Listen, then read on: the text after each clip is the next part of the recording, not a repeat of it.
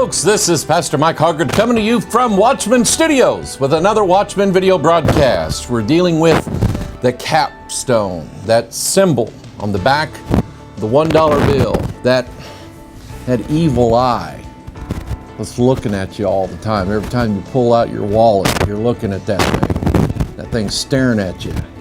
Gives you the creeps. Here's this occult symbol, and I say that in the truest sense. The word occult means secret, private. No one can know what this really means. And you have to ask yourself the question, who put this weird thing on the back of our $1 bill? Why did they do it? We covered all that in the Secret of the Seal, which is kind of what this is a part of. But anyway, what does that thing mean? And so that's kind of what we've been looking at with the idea of the capstone, that eye, that all-seeing eye that's on the back of the $1 bill on top of that unfinished pyramid. The unfinished pyramid has 13 rows, has 72 stones in it. That's coming. And then it's incomplete. It needs something to top it off.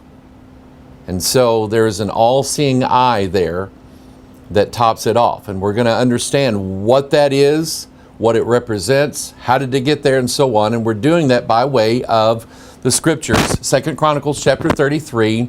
This is the story of King Manasseh, who sits on the throne, and he does some very, very bad things. Manasseh was 12 years old when he began to reign, and he reigned 50 years in Jerusalem, but did that which was evil in the sight of the Lord, like unto the abominations of the heathen, whom the Lord had cast out before the children of Israel. For he built again the high places which Hezekiah his father had broken down, and he reared up altars for Baalim, and made groves, and worshipped all the host of heaven, and served them. And he built altars in the house of the Lord, whereof the Lord had said, In Jerusalem shall my name be forever. And he built altars for all the host of heaven in the two courts of the house of the Lord. That's what we're going to be dealing with. And he caused his children to pass through the fire in the valley of the son of Hinnom. Also, he observed times, and used enchantments, and used witchcraft, and dealt with a familiar spirit, and with wizards. He wrought much evil in the sight of the Lord to provoke him to anger. And then he topped it all off. Verse 7, he set a carved image, the idol which he had made in the house of God, of which God had said to David and to Solomon his son, In this house and in Jerusalem, which I have chosen before all the tribes of Israel, will I put my name forever. And so here is Manasseh, and he's doing all these terrible things. But kings before him had made their children pass through fire, worship Molech, set up altars for Baalim, burned incense, did, sorcery and all of this stuff. They had done that before him. But there was something that set Manasseh apart. He didn't just stop with, in fact, let's look at the list here. He didn't just stop with 13 things. Remember the 13 rows that's on the pyramid. He had to go the extra. He decided it wasn't finished. Wasn't satisfied with just doing a little witchcraft here and there. I'm going to make a carved image, which is what he did. Then he took that thing right into the heart of the temple of God. Think about it. Think about what the temple of God is. Think about what Paul said the temple of God is. It's our bodies. The Antichrist sitting in the temple of God, showing himself that he is God. An abomination that makes things desolate. And so here is Manasseh acting this out. And it is I absolutely believe this idea that God has an order and a pattern, and he's numbered things in the scripture. And again, I'll never forget reading this for the first time, and I'm going, I wonder how many things he does here. I started counting them. I counted 13 things that he did. The last thing it says he dealt with familiar spirit and with wizards. That's number 13, which is interesting. But then he goes and puts a carved image, the idol which he had made, inside the temple of God. Nobody had done that before. In other words, the work wasn't finished until that idol was sitting in there. And you and I both know, we get to Revelation 13, and we see that the false prophet has everybody make an image unto the beast, and then everybody worships this image of the beast. And so the correlation is there. The concept that this follows the capstone and the unfinished pyramid, you see it there. It's the Great Seal of the United States of America, 13 rows of stones on the unfinished pyramid. The capstone, that capstone would represent putting an idol in the house of God, in the temple of God. Annuit coeptus, novus ordo seclorum, a new order of the ages, a new world order. He favors the undertaking of a new world order, and I'm telling you, that's not God's eye there, all right? And again, we build on this concept, 2 Thessalonians chapter 2, verse 4, who opposeth and exalteth himself above all that is called God or that is worshipped, so that he is God, sitteth in the temple of God, showing himself that he is God. That matches the typology of what Manasseh was doing when he set that carved image in the house of God. You see a shadow. This is what Paul talked about in Hebrews. You see a shadow or a foreshadowing of things to come. Foreshadowing is done in literature all the time, and it's in this book. The foreshadowing of what is going to happen, the picture of what's going to happen, can be seen by what has already happened. Solomon said, that which was is that which shall be. There is no new thing under the sun. And so what we see here with Manasseh, setting that image in there, is a picture of mankind making an image to the beast and worshiping it. But mankind can't get there all at once. We can't, let's think of America for a minute. America at one time followed the Word of God. I'm not saying everybody in America was wholesome, clean, pure, righteous, saved, born again. I'm not saying that. I'm saying at one time there was a religion that was of America, and it was Bible Christianity. It was a fear of God's ways, and the Ten Commandments was in the heart of our nation. And people lived pretty well. And so you can't just walk up, take America and say, hey, America, we're going to follow Baal now. All right, everybody jump on. It's not going to happen that way.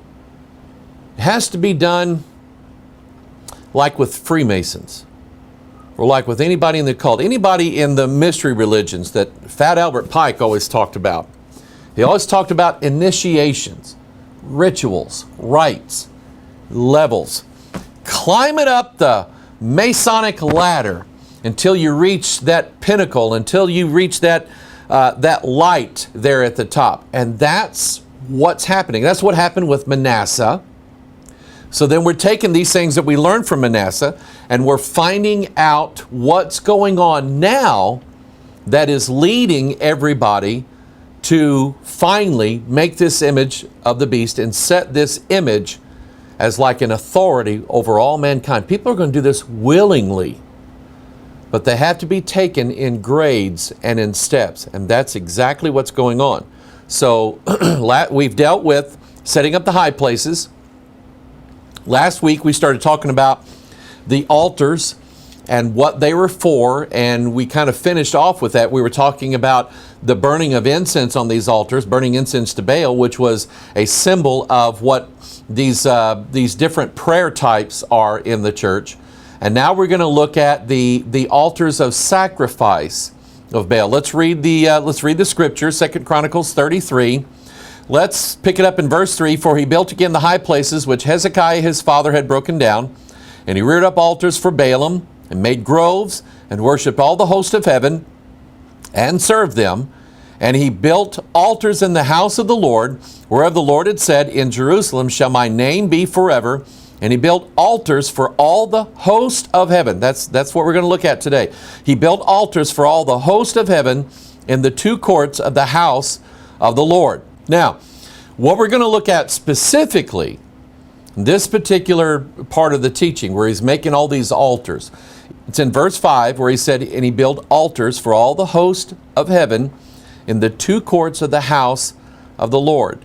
So what is the host of heaven? Well, it would be, and this is how the Bible defines it, it would be the, let's say the sun, the moon, the planets, the stars of the heavens.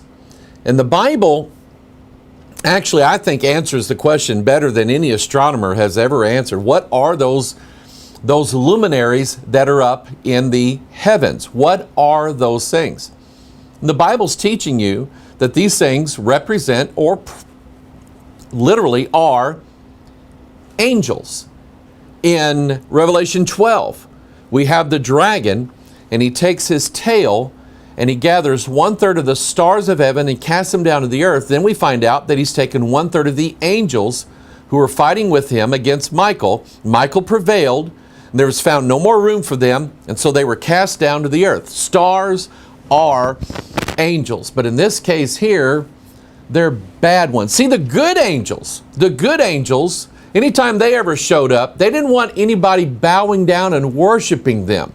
You remember John was ministered to by an angel, and then John fell down and worshiped him. The angel said, "Get up! Hey, John, get up!" "Hi, Lord, you're going to get us both in trouble. Would you stand up and knock that off?" The real good angels don't let anybody worship him. The bad ones, they not only want you to worship them, then the Bible, and I've had people ask me this, what does it mean when they worship angels? The Bible talks about, in this passage here, where it talks about they worshiped and served them. They served, they did what the stars told them to do. You know what that is, don't you? That's astrology. Astrology says that the placement of the luminaries, the objects that are in the sky, the placement, the order, the seasons that they come in, or the house. Let's say Sagittarius is in the house of Virgo. Well, what's he doing in there? They're in that house and so on, and that means that your life is going to do this, and this is going to happen to you today, and we can read it in the stars. In other words, whatever the stars, Nancy Reagan did this when Ronald Reagan was president. It's one of the blemishes that's on Ronald Reagan's presidency was that Nancy Reagan hired an astrologer to tell her and to give her advice, and she passed this on to Ronnie. Not right. But you know what? That was back in the 80s. Now we're in 2015s, and astrology is everywhere. People are serving the angels. Whatever those evil angels tell them to do, that is exactly what they do. And God warned. He warned his people against serving these angels. He begged and pleaded with them. He said, when you get into that land, you got my word there. He said, I want you to give heed to my word. Because if you don't, there's going to be a replacement religion take over. You're going to be serving angels. Look at what he said in Deuteronomy chapter 4. You're going to like this. Okay, I've covered this in a Pastor Mike online. I'm not sure if I dealt with it in Watchman broadcast or not. But a friend of our ministry sent me some information, Deuteronomy chapter 4, and he said, Pastor, take a look at this. What do you think? And I went, that's exactly right. Let me show you what I mean. Deuteronomy chapter 4, verse 15. God says, take ye therefore good heed unto yourselves, for ye saw no manner of similitude on the day that the Lord spake unto you in Horeb out of the midst of the fire. Let me stop right here. You know what a similitude is. It's something similar. He said, when you were at the base of Mount Horeb, which is Mount Sinai, in Exodus 19, you heard the trumpet, and you heard my voice, and you saw the fire and the smoke, and you were scared to death. God said, did you see me? Did you see like any image of me? Did you see like a silhouette of me? Did you see, like a photograph of me? God said, no, you didn't see anything of me. So he says, I want you to take heed, because you get in that land, you're going to learn about idol worship, and all of a sudden now you're going to be making a statue that you're going to tell everybody, that's God. And God says, you didn't see me, so how can you make an image of me? And it's like walking into a Catholic church or a Lutheran church or any other kind of church that has a statue of Jesus somewhere in it. How do you know it's Jesus? I can tell you that it's not. I know for a fact that whatever church you go into and there's a Jesus statue in there, I can tell you it's not Jesus. How do I know? You didn't see Jesus, and the person that carved that didn't see Jesus. They carved it out of the imagination of their own mind, or they had someone stand in for Jesus while they carved it out. But that's not Jesus. And God, that's what God's telling them. Now watch this. Watch this. Verse 16. lest ye corrupt yourselves, and make you a graven image, the similitude of any figure, the likeness of male or female, the likeness of any beast that is on the earth, the likeness of any winged fowl that flieth in the air, the likeness of anything that creepeth on the ground, the likeness of any fish that is in the waters beneath the earth, and lest thou lift up thine eyes unto heaven, and when thou seest the sun and the moon and the stars, even all the host of heaven, shouldest be driven to worship them and serve them, there it is there, which the Lord thy God hath divided unto all nations under the whole heaven. God said, don't corrupt yourselves. And do not make an image. And then he gives a list here of things that they should not make an image of. And this friend of our ministry sent it to me, and I'm just going, oh, that is good. You know what I like? I like it when I'm not the only guy who finds amazing, wondrous things in this Bible. Because there are people out there now that are reading the Bible and studying it, learning it, knowing it, and believe it. They don't question it. They don't doubt it. They don't say, well, I think, a better translation would say that. They don't do that. They're actually not looking for mistakes. They're actually looking for wisdom. They're looking for guidance. They're looking for illumination. That's what they're looking for. Okay, we can have our minds illuminated. Paul said we can have our minds illuminated by the Word of God. So this guy sent me that. I'm just going, that's absolutely amazing. Let me show you what he's talking about. He said, Pastor, you remember Baphomet? I said, yeah, I've talked about him several times. Go look at Deuteronomy chapter 4 and see if you don't see Baphomet there. So I looked at the verses, the likeness of anything male or female. Baphomet's male and female both. Any beast is on the earth, Baphomet's like a goat. Likeness of any winged fowl, Baphomet has wings. The likeness of anything that creepeth on the ground, it's got snakes. The likeness of any fish that is in the waters, and I bet you didn't know this. And I found this out a couple weeks before, or maybe a week before this guy sent it, because I was reading some description about Baphomet, and it talked about how he had fish scales on his belly. And I went, I didn't know that. The likeness of any fish is in waters beneath the earth. He's got fish scales. And he talks about the sun, moon, and the stars. And let me show you Baphomet. Let me show you. I broke this down here, and I want you to see it. Number one, Baphomet is an image of male and female together in the same package. Notice that it has female breasts, bosoms, and then that little rod shaft coming up out of his lap, that's not a radio antenna, that's his male part. And then he said any beast, he's got a goat head and he's got goat feet, that's a beast. Or any winged fowl, he has wings. Or any creeping thing, he's got two snakes there around his antenna pole. And then it says any fish, and there it is, the scales there behind the two serpents there. And then you notice up on the upper left hand, the sun is darkened.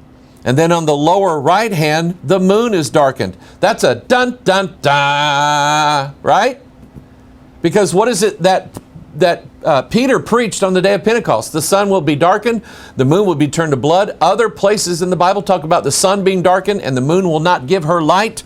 And what you see here in Baphomet is the hint of those things. You have a partial sun, but you can see that it's being darkened. You have a partial moon, but it's being darkened as well, and it represents opposites. But what you have here is you have exactly everything that God said don't make an image of. That's what Eliphas Levi, who was an occultist extraordinaire back in the 1800s, he envisioned this in his mind. I think the God of this world, the prince of the power of the air, I think that spirit put that in his mind. And had he known and believed the Bible, he would have known from Deuteronomy 4 that what he was envisioning was in fact exactly what God told him not to do. Eliphas Levi. By the way, that wasn't his real name. I can't remember his real name, but he called himself Levi because that was the Hebrew form of his name, and he believed that he came from the Levite priests. Think about it, all right? His people was specifically told not to make this image. And so the image of Baphomet is everything that God told them not to make an image of. That's who it is. Male and female, beast, winged fowl, creeping thing, fish, sun, and the moon together. And God said, don't worship that thing. But God already knew that that's exactly what they would do. They would be worshiping and serving the hosts of heaven. These evil angels, 1/3 of them, that with Lucifer cast down from heaven to the earth. They're worshiping and serving them. I think that is an integral part of the fourth kingdom. Here's something interesting, because this just happened.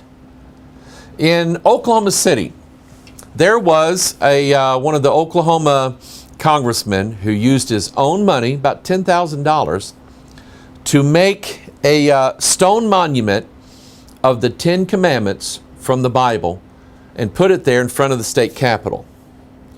Well, you know, the ACLU got involved and everybody else got involved, and the Satanists said, well, here's what we'll do. If you think you have a right to worship your God at the state capitol, then we're going to worship our God at the state capitol, and we're going to make this image of our God. So they made it.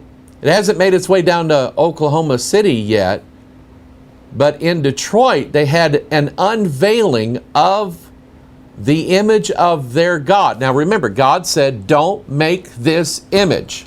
Isn't that what he said? Take a look at it. Largest public satanic ceremony in history. A little before midnight on Saturday, a crowd of around 700, I think that's interesting, gathered in an old industrial warehouse a few blocks from the Detroit River for what they'd been told was the largest public satanic ceremony in history. Most of them professed to be adherents of Satanism, that loosely organized squad of the occult that defines itself as a religious group. Others came simply because they were curious. After all, Satanists exist on the popular psyche as those who casually sacrifice goats and impregnate Mia Farrow with Lucifer's child. That would be Rosemary's Baby, by the way, if you don't know that. If this ceremony was indeed unprecedentedly big, who knew what would be in store? And so this was by invitation only. 700 Satanists showing up for the unveiling of this image. And you take a look at it, it's Baphomet. It's like male and female, beast, creeping thing, winged fowl. It's even got the scales. And oh, by the way, and I had this sent to me yesterday. Pastor Michael was looking at that deal there of Baphomet. And you know where it said in 2 Corinthians, I believe, where God said, what agreement hath the temple of God with idols, and so on. And God said, let me pull it up here. God said, wherefore come up from among them and be ye separate, saith the Lord, and touch not the unclean thing. That's unclean. And I will receive you and will be a father unto you, and ye shall be my sons and my daughters. Take a look at that statue again, because not only did they carve out and cast the image of everything God told them not to cast, they also put a son and a daughter there. You know what? I have been, let's see, this would be well into the 6th year of the Watchman video broadcast. And since that time, we've Pastor Mike online Bible study, streaming our church services, and everything else that we do. And I'm trying to get people to understand and realize, don't throw away an old King James Bible simply because it's old and the churches are using new ones now. Because there's more to discover in here than there is anywhere else in the world. There is more understanding that's going to come from here than from any other place in the world. And here's another person looking at the Word of God, seeing sons and daughters, and there it is right there. And God put it in this book and preserved it so that when we are in the time that we're in, we see these things going on and people are going, I know what that is. This is that which was spoken by the prophet. Read your Bible, people. It's got it all in there. All right? So, God told them not to worship the host of heaven, the angels, the sun, the moon, the stars, the planets. God told them not to worship that. But that's exactly what they did. We find out in Acts chapter 7. This is Stephen in front of the Sanhedrin, and he's telling them all about how the Jews did exactly what God told them not to do. He's preaching Christ to them. They don't understand it, but he's preaching Christ to them. And in Acts chapter 7, verse 42, Stephen said, "Then God turned and gave them up to worship the host of heaven. As it is written in the book of the prophets, O ye house of Israel, have ye offered to me slain beasts and sacrifices by the space of 40 years in the wilderness? Yea, ye took up the tabernacle of Moloch, and the star of your," see, that's the star right there, "the star of your god Remphan, figures which you made to worship them, and I will carry you away beyond Babylon." Stephen is quoting from Amos chapter 5, and here's what it says in Amos: "But ye have borne the tabernacle of your Moloch and your Chiun," Chiun is Remphan, "your images," and then he said, "the star of your God which ye made to yourselves." Now historically, and all the smart people in the world agree, that Remphan and Chiun, they are known by different names in different places. Remember, these people who come out and say, we all worship the same God, he's just a God of different names. It's the same God, though. They're not talking about the God that you and I worship. His name is Jehovah, Jesus Christ, King of Kings, Lord of Lords. That's his name. Prince of Peace, that's his name. Jealous is his name. One is his name, all right? But not Allah and Buddha and Yahweh and all these other, they're all different names of the same God. Chiun and Remphan are other names for the god Saturn. And you're going, ooh, wait a minute, I know what that is. That's a car company. No, they only named it after that. That's a what? Take a look at it. That is a heavenly object. It is one of the heavenly luminaries. It is the planet Saturn. And when you say Saturn, you automatically think of the tilted rings that are around the planet Saturn. And here's the thing. One civilization after another has always worshipped what they called the seven stars. And it starts with the sun, the moon, those are the first two, and then you have 5 planets: Mercury, Venus, Mars, Jupiter, and Saturn. Up until we started building telescopes, no one knew about Uranus or Neptune or poor little Pluto. I think Pluto should be a planet, that's what I think. Nobody really knew about them. But they could see Jupiter, they could see Saturn, they knew its movements throughout the sky, and they worshiped those 7 deities. Remember the 7 devils that came out of Mary Magdalene? She was a worshiper of those. The 7 divine beings that are in the Kabbalah, Mary Magdalene, that's what she was. A windswept house, a house that has been cleaned out. The devil leaves, but it's cleaned out, and then what happens? 7 more come in, worse than he was. Think about it. That's what those 7 planets represent, 7 heads of the beast. 7 unclean spirits, like the 7 spirits of God, only the opposite. And that's what Saturn is, the 7th of them. And just for, so you can kind of get your bearings on this, the 7th day of the week is Saturn's day. It's where they get it from, all right? And there are people who worship the Saturn day. To this day they do, okay? I'm not going to get into that. But Saturn was one of their chief gods, and Stephen mentioned it, and Amos mentioned it. He called it the star of your God. We're going to find out what that means in Ezekiel chapter 1. Here's what I think is so cool. And again, the Bible's telling us that these planets and these stars are angels. Now, you can believe the astronomers, or you can believe the Word of God. Astronomers will not cover my transgressions, but the Word of God makes me clean. So I'm going to believe the Word of God. And so you notice that Saturn, when you look at it, in fact, just take a look at this picture again, okay, of Saturn. What you really see are two circles, two wheels. Ezekiel chapter 1. Now as I beheld the living creatures, behold, one wheel upon the earth by the living creatures with his four faces. The appearance of the wheels and their work was like unto the color of a beryl, and they four had one likeness, and their appearance and their work was as it were a wheel in the middle of a wheel. And when they went upon their four sides, and they turned not when they went. As for their rings, look at that. They were so high that they were dreadful, and their rings were full of eyes round about them four. And when the living creatures went, the wheels went by them. And when the living creatures were lifted up from the earth, the wheels were lifted up. Now, this may all seem strange to you, but these are the four angels that support the firmament, the sea of glass, clear as crystal, upon which sits the throne of God. And the Psalms say that God rides in a chariot, even thousands of angels. Chariots have wheels. And these four living creatures have built into their bodies a circle within a circle, and God calls them wheels and rings, just like the planet Saturn. So what are we seeing here? We understand and believe from the Bible that there are certain angels, bad or good, that have a wheel within the wheel. They have circles, they have wheels, they have rings. And Saturn has rings.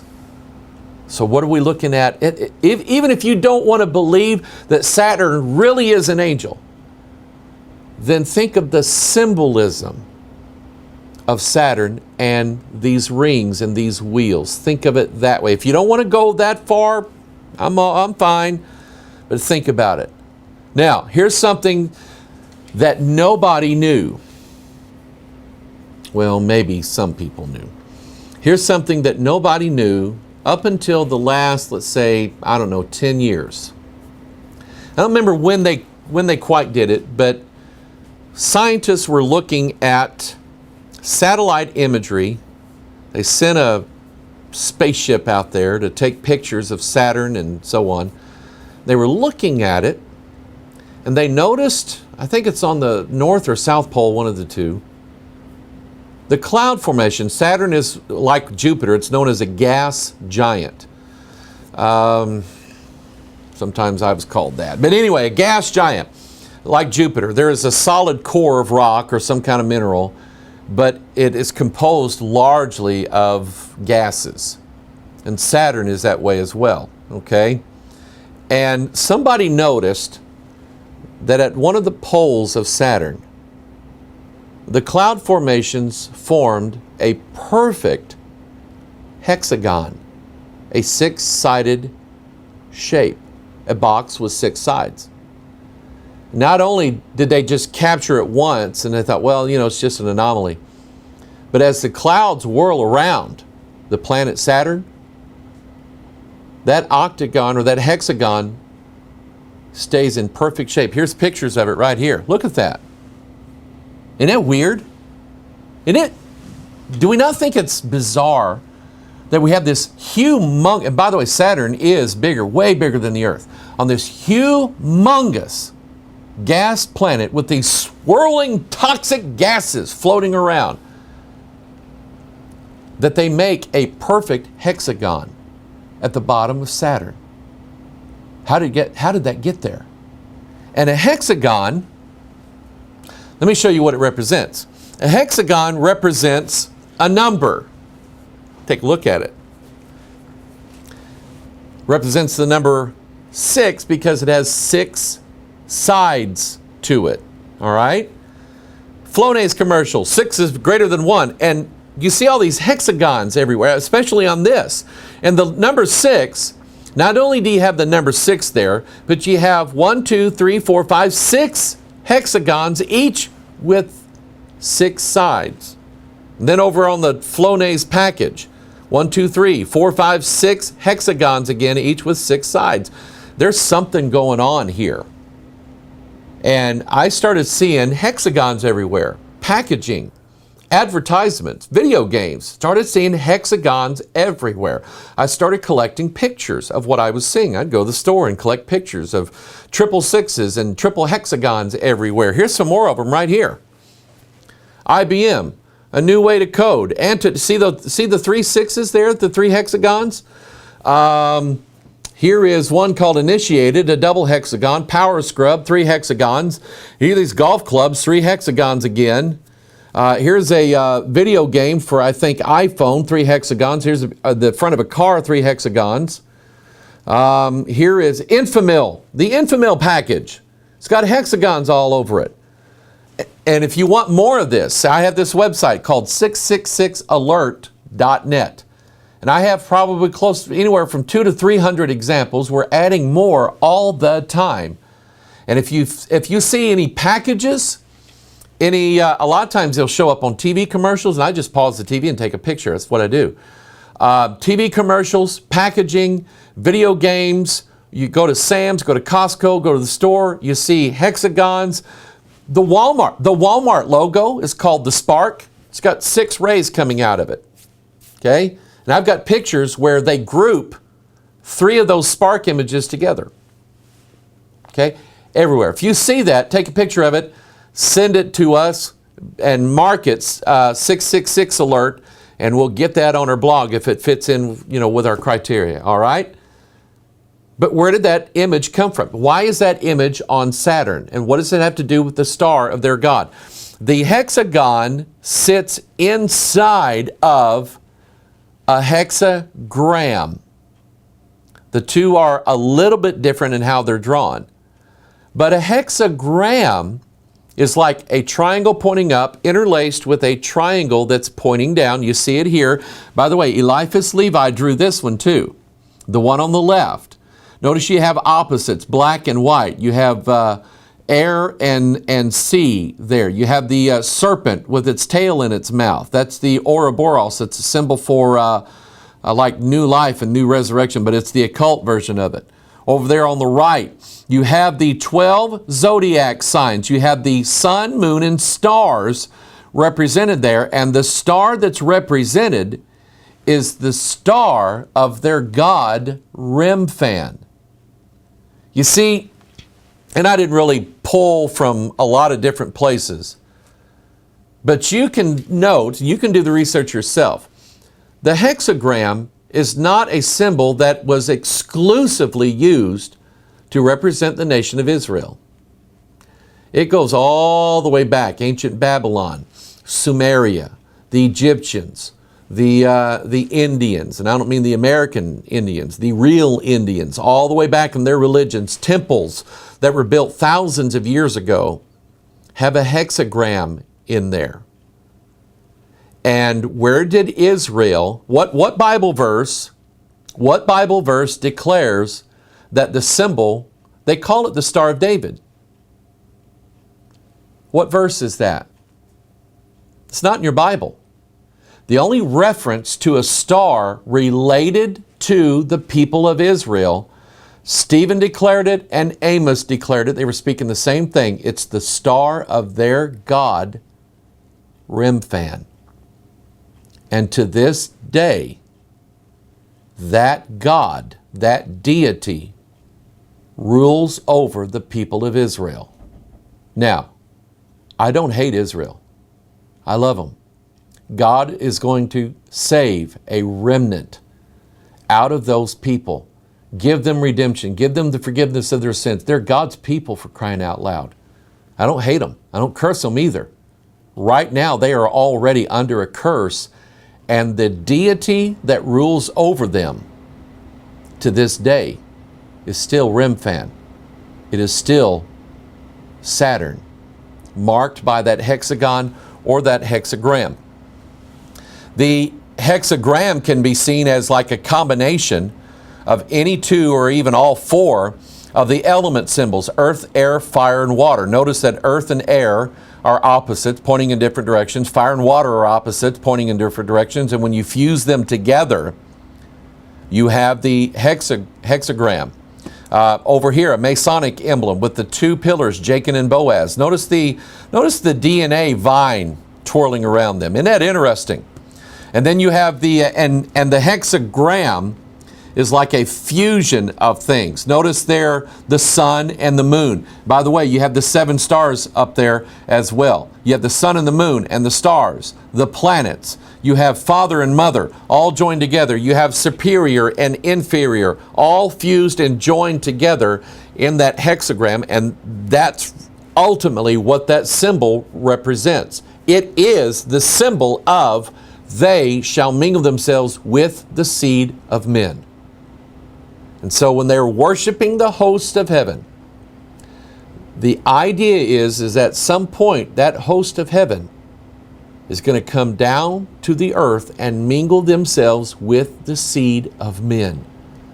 Mankind thinks that they're there to turn him into gods, but that's not how it's going to be.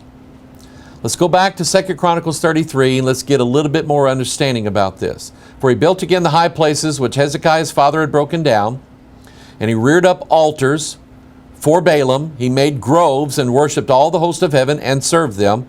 And then notice in verse 5, he built altars for all the host of heaven in the 2 courts of the house of the Lord. Again, Manasseh building these altars for the stars, for the angels, building altars for all the host of heaven, which would include the sun, the moon, and all of the stars, all the heavenly luminaries. Again, that is not mutually exclusive to some terrible thing that Israel and Israel alone did. This is a religious idea and a concept that didn't originate from them. When they went into the land, they learned it. They learned it in Egypt. They learned it in Babylon. They learned it from the Assyrians. They learned it from everybody. And they were worshiping the sun, the moon, and the stars. And they were building altars for all the host of heaven. Now, I want you to think of that about this now, because we dealt with last time the idea that an altar symbolizes like an altar of prayer. When you burn incense on it, it represents prayer or religious duty or contemplation of the gods. But there's another altar.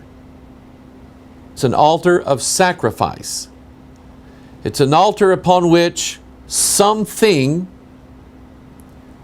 or someone is going to have their blood spilled, and they are going to be sacrificed on an altar dedicated to the gods, the host of heaven, the evil angels, devils, sacrificing unto devils is what's done. And that's been done throughout antiquity. Let's go to Stonehenge. Stonehenge, there's many theories on Stonehenge. I think the giants built Stonehenge. That's what I think. You got these pillars, these rocks, and this little temple area here, an open air temple. Why would it be open air?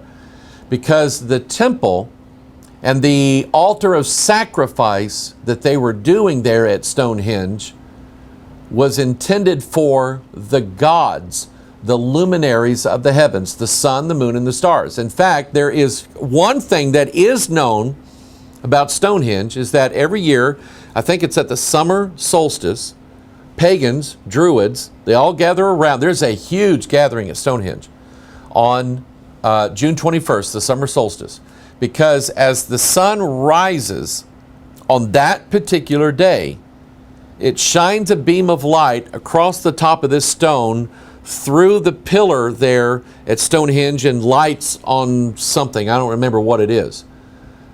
But it's obvious that Stonehenge was built as a memorial, an altar, a temple of sacrifice and worship and serving the luminary object called the sun. The pagans and the Stonehengers and the stoners and the giants, they're not the only ones to ever worship the sun. People have been doing it all over the world. The Japanese did it for years. The Chinese did it. They have these gods, the sun god. Osiris was the sun god and so on. But they build these things, altars of sacrifice, in honor of the heavenly luminaries, the host of heaven. Here's another one. The Giza pyramids. built, I believe, I didn't discover this information, somebody else has, but I think I get it. I think I believe it. The Giza pyramids match almost perfectly the alignment of 3 stars in the constellation of Orion. It literally is the belt or the band of Orion. And did you know that God talks about in the Word of God loosing the bands of Orion? And the band of Orion is those 3 stars that make up his belt, and those are the Giza pyramids, almost perfectly shaped. Even you have 2 bright stars and 1 diminished star in that belt, and that's how the pyramids were built. 2 big pyramids and 1 smaller one, and the smaller one is set off just a little bit to the side. They're not in a perfect line, just like the stars of the belt of Orion. Chichen Itza, which is down in Mexico. Again, and Chichen Itza, I don't know if they ever sacrificed people on the pyramids in Giza. I don't know if they did. We do know for a fact that this pyramid, this high place, remember we was talking about that? This high place in Mexico called Chichen Itza, they sacrificed people up there. They cut them, ripped their hearts out a lot of times while they were standing there looking at them. Pulled their heart out while it was still beating, and gushing blood all over the priest and all over the top of this pyramid. Well, this particular pyramid was built. Take a look at this picture. I've talked about this before. Notice the sunlight going up that stairwell, how it kind of dips up and down like this. One day a year, June 21st, the summer solstice, the sunlight hits the side of this, or the corner of this pyramid, in such a way is that it makes it look like a serpent is descending down from the heavens, coming down to the earth. That's what you see there. And it does it on June 21st. I think, I may be wrong, I think on December 21st, the winter solstice, it makes it look like it's ascending back up. But you get the idea, don't you? Serpents coming down from the heavens to the earth at the summer solstice, longest day of the year. Wow. Think about that. But they did sacrifices on the top of this pyramid. It was an altar of sacrifice to the host of heaven. Here's another one, the Pyramid of the Moon, which I think is in it's in Peru. I may be wrong. The Pyramid of the Moon. That's what it's called. Why? Because it's dedicated to the moon. What did they do up there?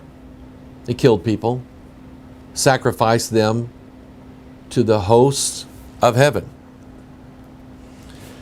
Here's another one, the Library of Congress. You say, that's not a pagan altar. Well, maybe not too many people are killed there, but see that floor arrangement there? I did a zoom in on one of those images there, and I'm pretty sure that's Aquarius. In fact, I know it is. It's Aquarius. If you look at that floor layout, this is as you walk into the Library of Congress, you will see the zodiac signs right there. And in the middle there, you have basically an image of the sun. You have the sun, moon, and the stars. You have the 12 constellations. By the way, let me just kind of back out for a minute and teach you something. In the wilderness, when God was leading his people, every now and then they'd stop and camp.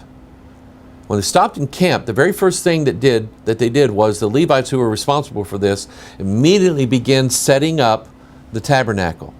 They put in the curtain around the outside, and then they erected the sanctuary, the most holy place, and set the altar in place, and the laver, and the table of showbread, and the menorah, and then behind that, the most holy place. Nobody could go in there. Set the Ark of the Covenant, and they would set the tabernacle there in the middle, and then the tribes would then set themselves. Some had to be on the north, some had to be on the east, and it was designated who was there. Some on the south and some on the west. So what you had was, are you watching this? What you had was, you had God in the midst of his people, and he was surrounded by the 12 tribes, which God said they would be as the stars of heaven. Take a look at this again. I just caught this. Take a look at that. You have the image of the sun surrounded by the 12 signs of the zodiac. Dun, dun, dun. right there in the Library of Congress. You know, the United States government that has to be separate from religion. Washington, D.C. is probably one of the most religious places in the world. Only it's not Bible Christianity religion. The gods are present everywhere in Washington, D.C. Monuments like the obelisk, the Temple of Zeus, the Lincoln Memorial, the goddess, Mystery Babylon, standing on top of the Capitol Dome building. And then you go in the Library of Congress, not only do you walk across this floor, but you've got imagery everywhere, all throughout Washington, D.C., of the zodiac signs. David Ovison wrote a book on all of the zodiac stuff that's in Washington, D.C. I have a copy of it. I haven't read all of it, but I have a copy of it, and if you're interested in that, you read it. He did more research than I did. But it's all there. Altars, temples built to the host of heaven. This is the Scottish Rite Lodge in Washington, D.C. It's 13 blocks north of the White House. Think about that. And you can actually, I've been in this room. I didn't think I'd ever get to go in. They take you on a tour through it. I've been in this room. One of the most prominent features in this room, look there at the picture at the upper left-hand corner. There's a four-cornered altar there. And I want you to notice that in front of that altar is a pillow. Why? So you can go to sleep there? No. At that altar, whoever is part of that lodge must get on their knees and bow in front of that altar. Now that altar, in a lot of Masonic lodges in America, they all have an altar, and there's usually going to be probably a King James Bible or some other translation, but usually it's King James. A King James Bible with a square and compass on it. Okay? Sacrifice. Think about it. Okay? But anyway, at this lodge, the House of the Temple Lodge in Washington, D.C., they've got a copy of the Bible, the Jewish Talmud, the Quran, the Bhagavad Gita. In other words, they have a representation of 4 or 5 major religions on the planet. They're all in there, and they're all worshiping the same God, the architect of the universe. All right? That's what they're doing. Directly overhead of that altar is a skylight. The ceiling is opened up to the heavens.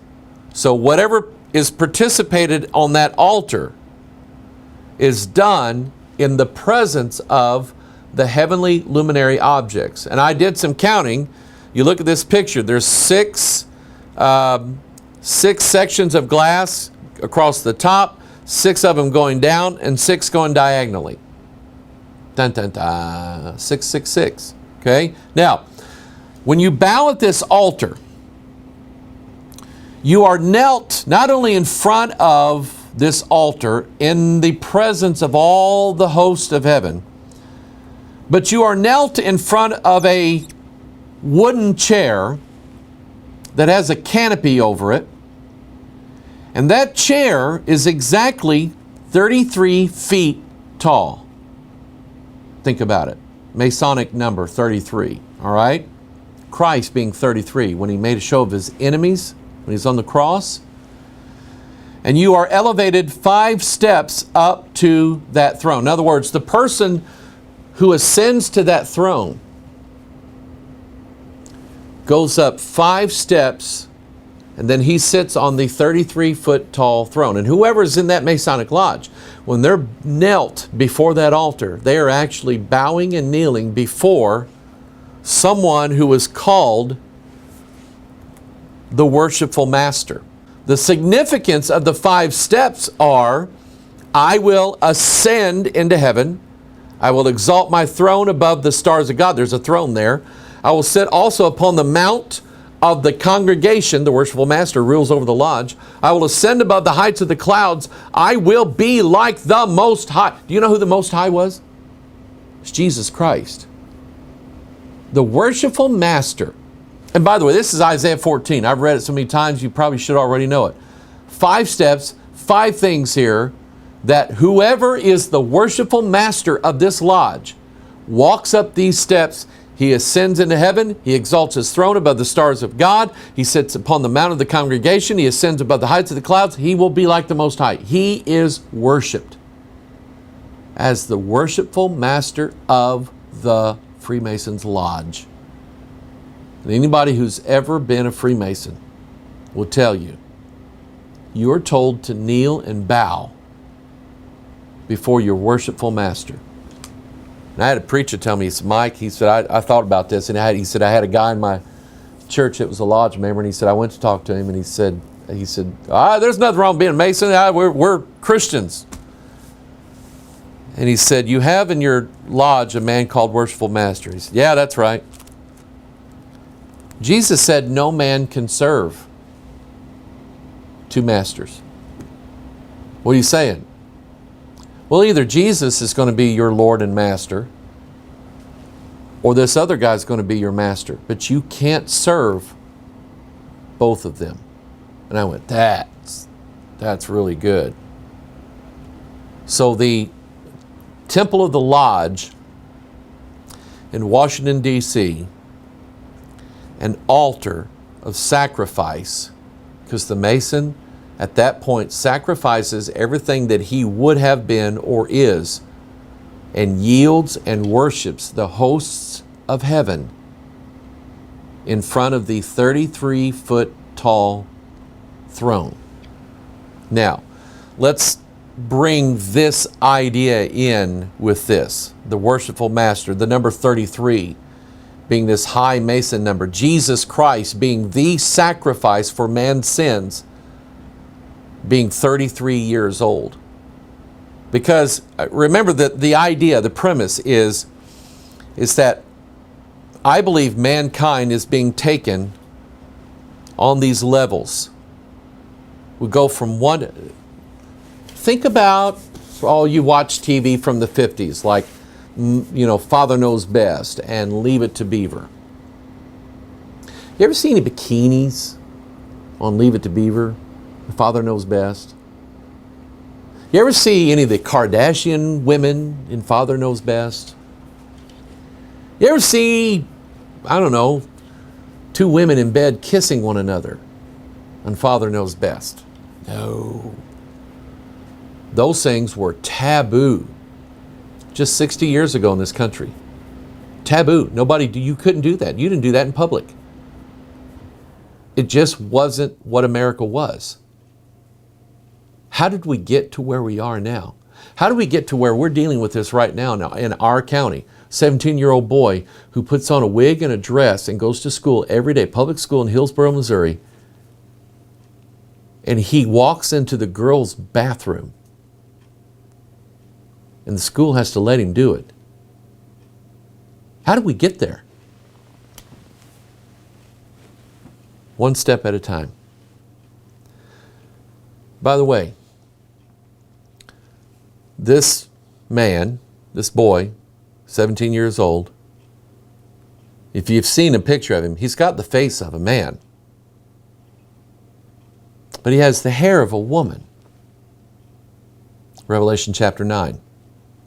That's what this is all about. It's where it's going, people. And so here we're being taken, we went from Father Knows Best and that morality and that public way of appearing.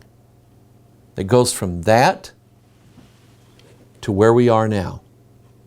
How do we get there? One step at a time. We're being taken on these steps. We're accepting things now we never would have accepted before. And just as Manasseh offered sacrifices to all the hosts of heaven, by the way, dealing with this number 33, how much is 1/3 as far as a number is concerned? 33%, isn't it? How many angels fall from heaven? 33% of them. By the way, in the front of Morals and Dogma, you have Ordo Ab Chao, you have the double-headed eagle, And under his wings are 33 stars exactly. That's all the host of heaven that fall. So let's look at this number for a minute, and let's look at some sacrifices that were made. JFK, November 22nd, 11/22 is the date. That's 33. Dallas, Texas, right close to the 33rd parallel. It's on 32 degrees, 0.5, something like that. Okay, it's between the 32nd and 33rd parallel. All right? A sacrifice was made. A 46-year-old man, 46, the number of chromosomes, human body, at Dallas, Texas. The street layout where JFK was sacrificed, Elm Street, Market Street, they all come together in what's called the Triple Underpass. That street layout was designed, and it looks just like Baal's shaft, an obelisk. And JFK was sacrificed at the tip of this obelisk. And this obelisk touches a highway called Highway 77. Remember where that number comes from. In Luke chapter 3, Jesus was the 77th in line from God through Adam. Think about it. And who was he? He was the sacrifice, hence that number. By the way, JFK's limousine, the license plate on it the number is GG. You know what that is? A, B, C, D, E, F, G. 77 on the front of his license plate in the very car that he was assassinated in. And oh, by the way, Dealey Plaza, they already had an obelisk built there before JFK ever showed up. Right at Dealey Plaza, right in that grassy area where the three streets combine together. Think about it. It's like right at the tip of the street layout, which makes an obelisk. That street layout points to a river that runs just right on the other side of Highway 77 called the Trinity River. And again, you have this symbolism of three highways or three roadways converging into one at Highway 77, pointing to the Trinity River. So let's take in something else now that might match this for a second. The Trinity site. The Trinity site is where the first atomic bomb was detonated, Alamogordo, New Mexico. It's on the 33rd parallel. And oh, look, the marker that they put up at ground zero where the bomb was detonated. They put an obelisk there. They put a pyramid there is what they did. 33rd parallel. So they wouldn't take an atomic bomb. We built another one. We dropped one on Hiroshima. But we're not done. So then we dropped one on Nagasaki. And Nagasaki is between the 32nd and 33rd parallel. And they mounted up a Baal's shaft as a monument to ground zero there again. And that particular bomb, I can't remember if it was Fat Man or Little Boy. It might have been Little Boy. That's the two atomic bombs, Hiroshima and Nagasaki. The bombs were Fat Man and Little Boy. I think it was Little Boy. It was dropped over Nagasaki. I may be wrong. But notice the number on the front of the plane that dropped that bomb on a city between the 32nd and 33rd parallel. Wow. Pope John Paul I. How you doing? Okay. Pope John Paul I was made Pope, and 33 days later, he's dead. He was killed. He uncovered very, very evil things going on in the Vatican, including a branch of Freemasonry called the P2. And he was going to have some people run out of office, including Cardinal Jean Villot, who was the Vatican Secretary of State. A lot of banking stuff going on between them and mafioso there in Italy and the P2 Masons. So he was killed 33 days after being Pope. That was no accident. It was a sacrifice to the host of heaven. Highway 77, we mentioned that. comes out of Dallas and goes all the way down to Waco, Texas. A burnt offering made just off of Highway 77. David Koresh, you can do the math. Born in 1959, died in 1993. Had he lived to August 17th, he would have been 34 years old. But he was killed before his 34th birthday. He was 33. Exactly. Highway 77, a burnt offering, a burnt sacrifice. That was what, April 20th? And then a year later to the day, the Oklahoma City bombing, the Alfred P. Murrah building. It has 3 rows of 11 columns that supported that building. You can see those columns in the blown out portion of the building, which means there was exactly 33 columns holding that building up. Timothy McVeigh. They found him guilty of a terrorist act, blowing up killing all those babies in that daycare. Killing all those babies in that daycare who were there, while the Bureau of Alcohol, Tobacco, and Firearms, the people who investigate explosive stuff, they had an office in that building. They were all told not to come into work that day. There's a spirit. There is a spirit. You say, I don't see how all this works. These are spirits we're dealing with. We're not just dealing with men and how they can make things happen. We're dealing with spirits who guide them and work all of these things out. And if you remember, I remember it clear as a bell. George Bush was president. John Ashcroft used to be the governor of the state of Missouri, a Assembly of God person, Christian, said right before they were going to execute McVeigh, they put a stay of his execution because they said his lawyers said there was new evidence that came up. McVeigh was 32 at the time when he would have died. Then he had a birthday. And a month later they said, no, we're going to go ahead and proceed. Now he's 33. Now we execute him. Sacrifice made. 33. The stars of heaven that fall, a third of them, 33%. September 11th, 2001. We're going to see that anniversary here in another day or two. September 11th, 2001. These 2 buildings, you see there on the bottom part of your screen, that's the beginning of the steel construction of these 2 towers. 1968 is when they started that. 2001. It's exactly 33 years. These buildings and everybody in them. An altar of sacrifice. Mohammed Atta, one of the terrorists, the pilot of Flight 11 that flew into there. 33 years, and there's his ID card right there. Do the math. 33 years of age. He's flying into that building. Okay? You remember the lights that they shined after that? Where the 2 towers stood? They shined these lights up in the air every night for exactly 33 nights. I'm not kidding you. Okay? Sacrifice. They shined the light up to the heavenly luminaries. It was a sacrifice to the host of heaven. The Pentagon. I touched on this before, and there's a video called The Babel Conspiracy. You get a lot more of this in that video. There's another one that I did a couple years ago called The Cult of 33. And it kind of gives you more of what this number is all about and how it was used. I'm just kind of touching the highlights here.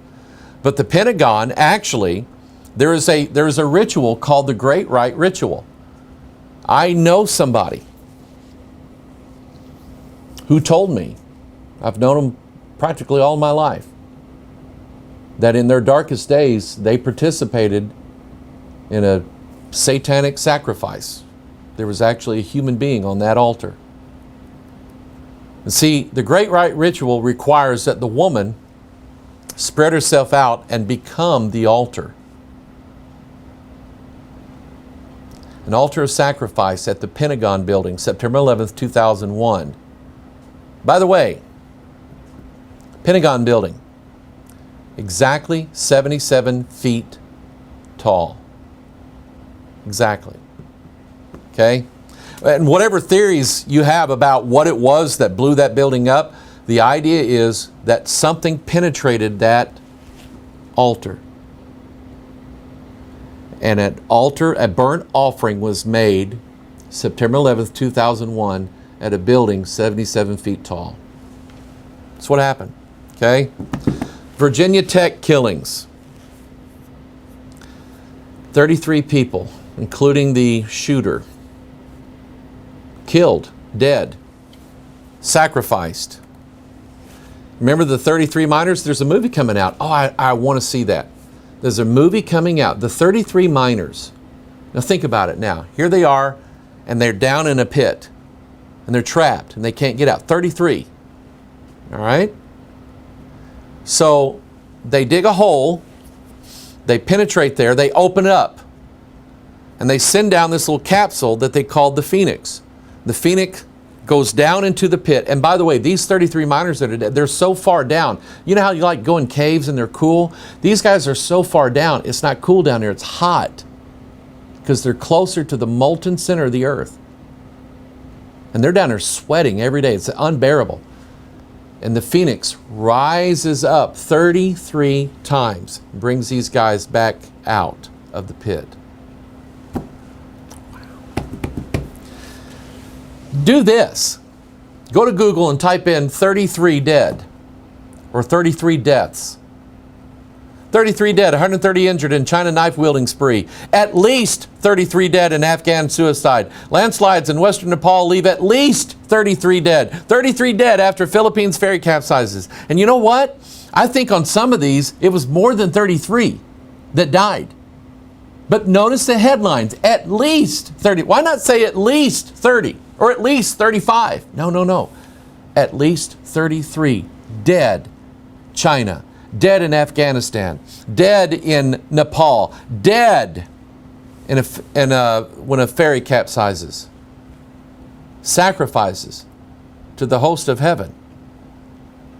Bon Scott, Highway to Hell.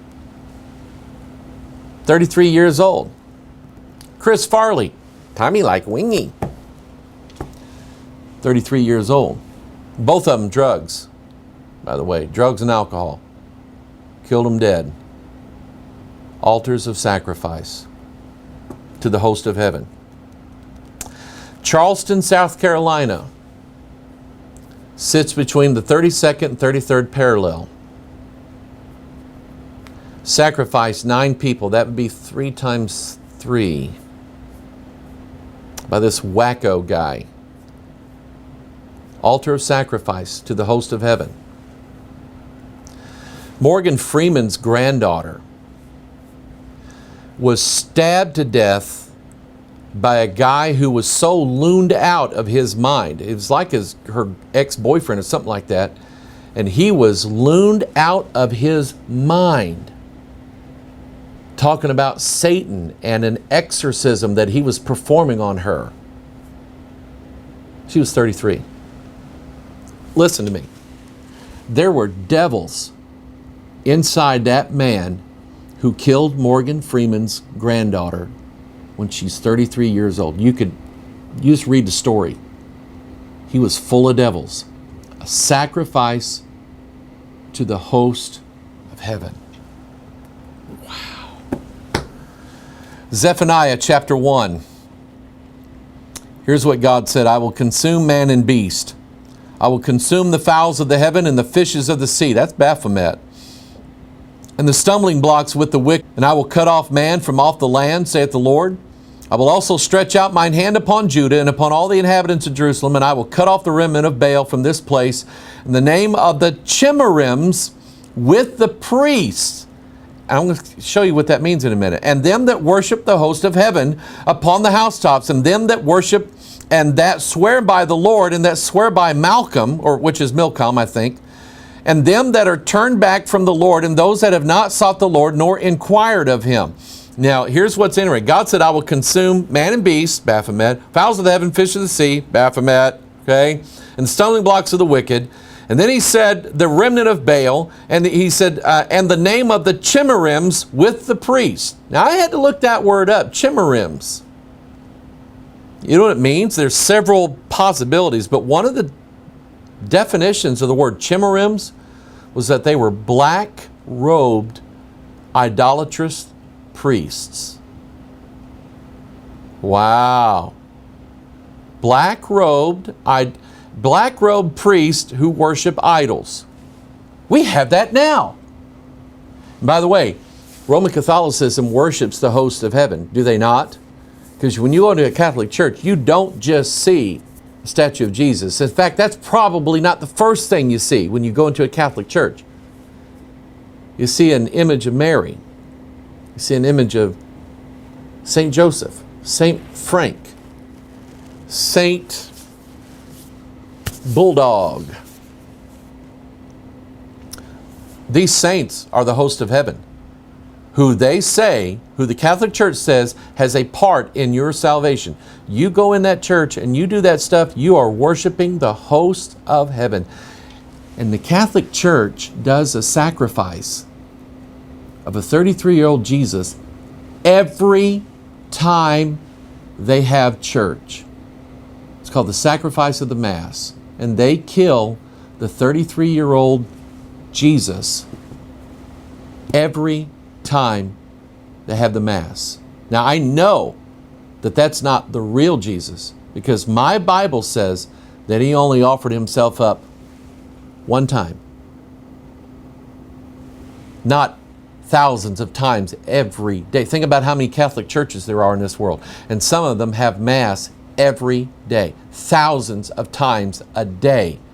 They're killing on an altar in front of the hosts of heaven a 33-year-old Jesus, quote unquote. You get it? We're going there, aren't we? It's already in place. Last thing I'm going to show you, because with all this evil, see, you read the rest of the story of Manasseh. I don't have really time to get into it, but read the rest of the story of Manasseh. Manasseh doesn't win. He sets up that God in the temple of God. That God does not defeat Jehovah God, the God of Abraham, Isaac, and Jacob, whose son is Jesus Christ. Doesn't destroy him. God always gets it in the end, doesn't he? Zephaniah chapter 1, verse 14. The great day of the Lord is near. It is near, and hasteth greatly. Even the voice of the day of the Lord. The mighty man shall cry there bitterly. That day is a day of wrath, a day of trouble and distress, a day of wasteness, a day of and desolation, a day of darkness and gloominess, a day of clouds and thick darkness, a day of the trumpet and alarm against the fenced cities and the high towers. We already read at the beginning of Zephaniah chapter 1 about Baphomet and all the priests and who are worshiping all the host of heaven. And it's in that same chapter that God says, guess what? When I come, the day of the Lord, clouds and thick darkness and the trumpet, when I come to put a stop to all of that. I love it. I love this Bible.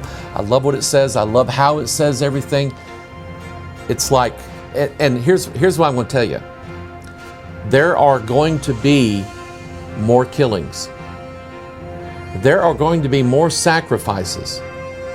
And look for this number. Look for this number 33.